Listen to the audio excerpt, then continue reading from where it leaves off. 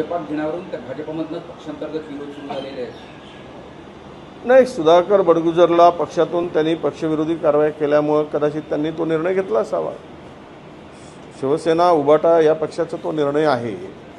आता त्यांनी मोकळे केला आहे, कोण कुठे जावं तो त्यांचा प्रश्न आहे. आम्ही त्याबद्दल बोलण्याची काही गरज मला वाटत नाही.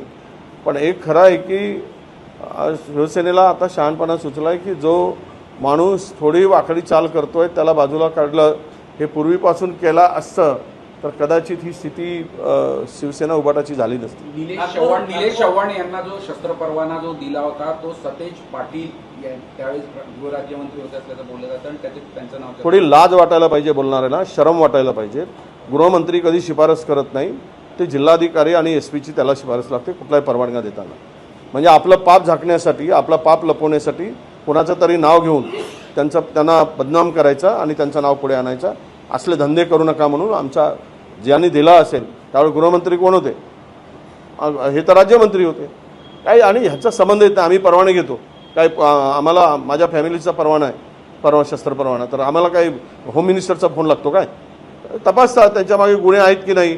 त्यांनी दुसऱ्या ठिकाणी आपला ॲड्रेस दाखवला चुकीच्या ठिकाणी, त्या पोलीस स्टेशनच्या आवारामध्ये तिथे गुन्हे दाखल नव्हते, जिथे होते तिथून चौकशी झाली नाही.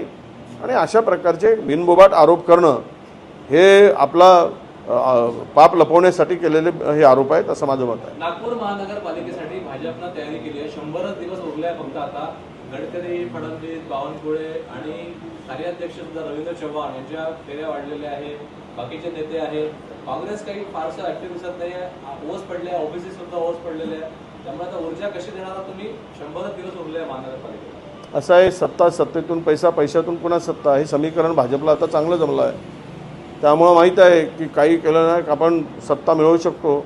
लोकांची नाराजी जे काही प्रश्न आपल्या नागपूर महानगरपालिकेत आहेत त्याचा आम्ही त्या संदर्भात करू ना, दाखवू ना काय काय यांनी घोटाळे केले आहेत, किती भूखंडाचं विल्हेवाट लावली, किती मोठ्या प्रमाणात भ्रष्टाचार झाला, नागपूर शहराची स्थिती काय आहे हे सगळं आम्ही दाखवू. नागपूरला किती वेळा बुडावं लागलं पाण्याखाली, हे सगळ्या गोष्टी खूप मोठ्या आहेत, विषय मोठे आहेत.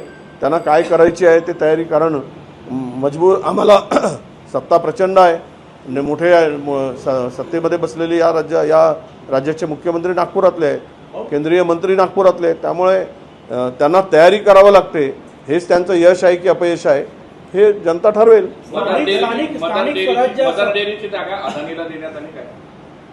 कुर्ला येथील मदर डेअरीची 21 एकर जागा अदानीला दिली.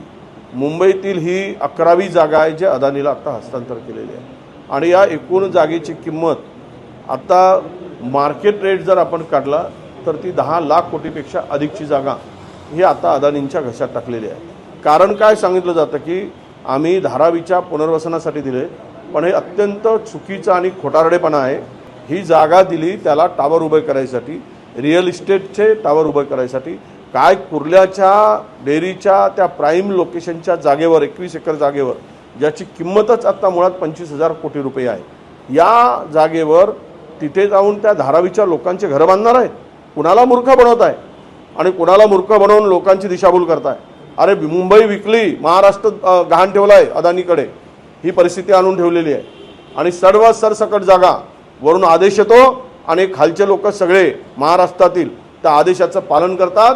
हुजरेगिरी करून महाराष्ट्राला पूर्णतः उद्ध्वस्त करण्याचं पाप सुरू आहे.